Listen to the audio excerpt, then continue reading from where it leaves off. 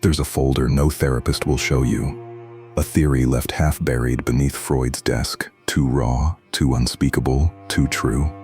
It's not about trauma, not about the mother.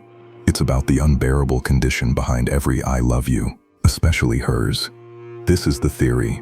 No woman loves unconditionally. Not you, not ever.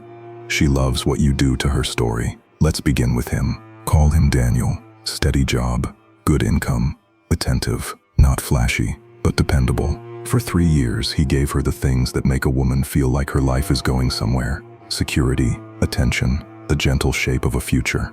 She used to say, "I don't care about money, I care about who you are." She used to trace the back of his neck when he slept. She used to cry when he hurt, and whisper, "We're a team, remember?" Then he got fired. Not for doing something wrong, just bad timing. Company restructured, new boss, new priorities. And in the first month, she was still there, supportive, empathetic. By month 3, the distance had started. She stopped kissing him good morning, stopped asking what jobs he'd applied for, stopped sitting close to him on the couch. By month 6, she was gone. "I just need space to figure myself out." But not alone. Within weeks, she was with someone else, someone with status, with traction, someone who hadn't failed. Daniel told his friends she changed, but she didn't change. She revealed the real shift had already occurred, quietly, invisibly, the moment his story stopped serving hers. She didn't stop loving him when he lost his job. She stopped loving him when he no longer elevated her status narrative. Freud called this cathexis,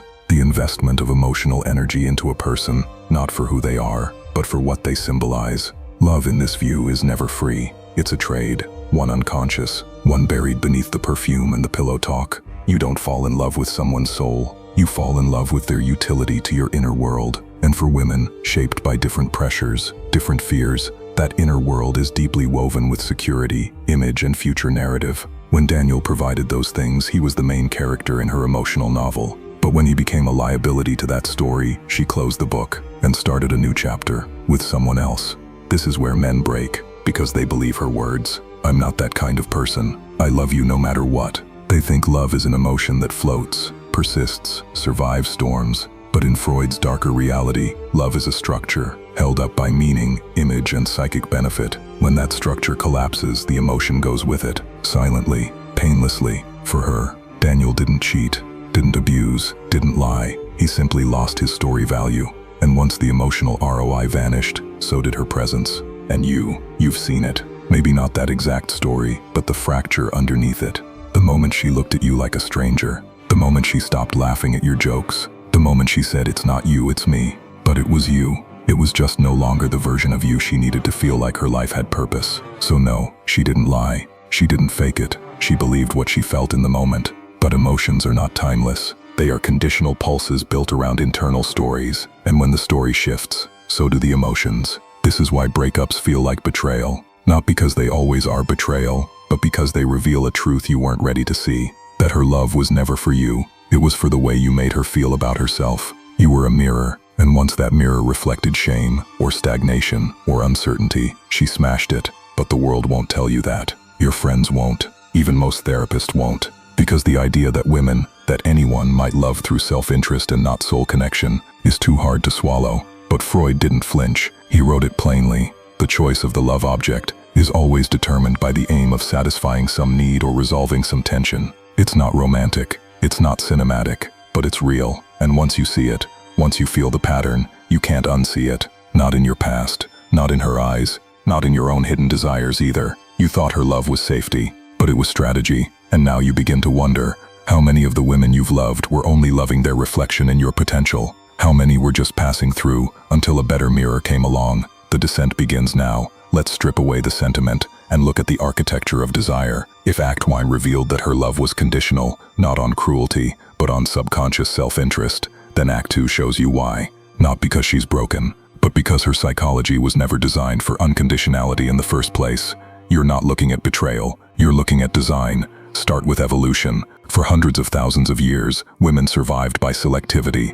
A woman's reproductive cost was immense. Pregnancy, childbirth, nursing, and failure meant death. She couldn't afford to love blindly. She needed to attach strategically.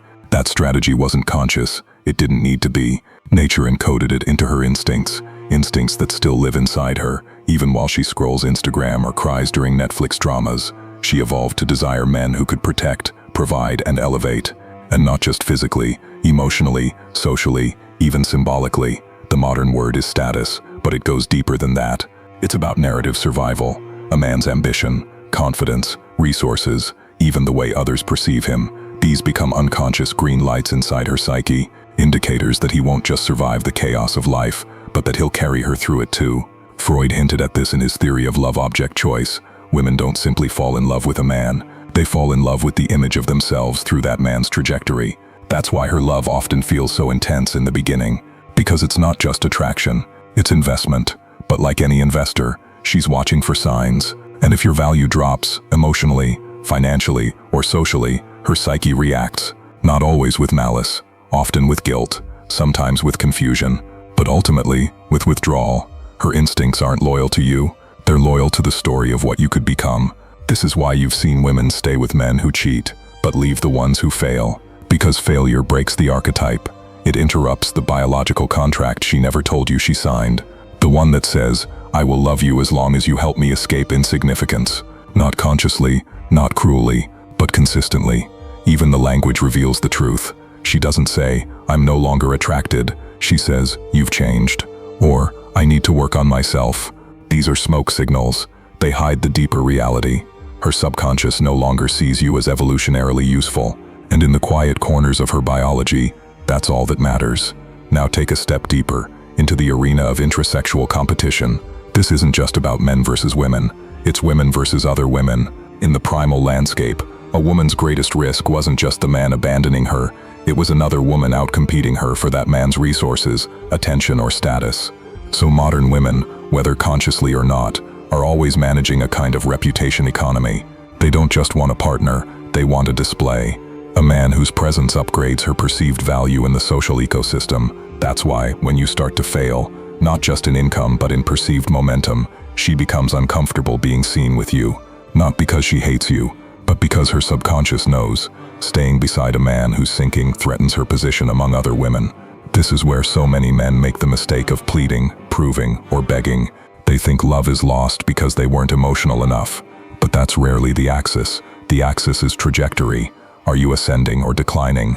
In status, in energy, in vision? Because her instincts track that like sonar. Freud's work often circled back to one core idea, that most of our behaviors are not driven by love or morality, but by libidinal economy, the flow of desire, status, and identity beneath the surface of rational thought. For women, that libidinal economy is tied to survival through others. It's not weak, it's not manipulative, it's ancient. And once you see it, so much of modern behavior becomes clear. She posts thirst traps not just for attention, but to signal social currency. She dates the rising star, not because she's shallow, but because her psyche is tuned to potential. She leaves the relationship when you stumble, not because she's heartless, but because her nervous system registers decline as danger. This doesn't make her evil, it makes her adapted. But there's a darker layer still, the illusion of monogamy. Monogamy, as we've constructed it, is largely a social technology, not a biological one.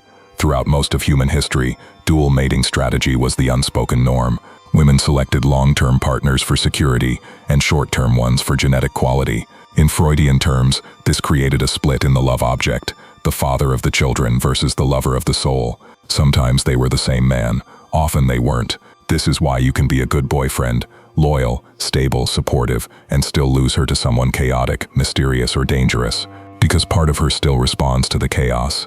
Not logically, biologically. It's a conflict she doesn't always understand, but it drives her, and if you're unaware of it, it will break you. You'll think you failed because you weren't kind enough, when in reality, your kindness became boring. You'll think you lost her because you lacked confidence, when really, you just became predictable. You'll blame yourself for not being her fantasy, when the truth is, her fantasy was never about you. It was about what you made her feel about herself.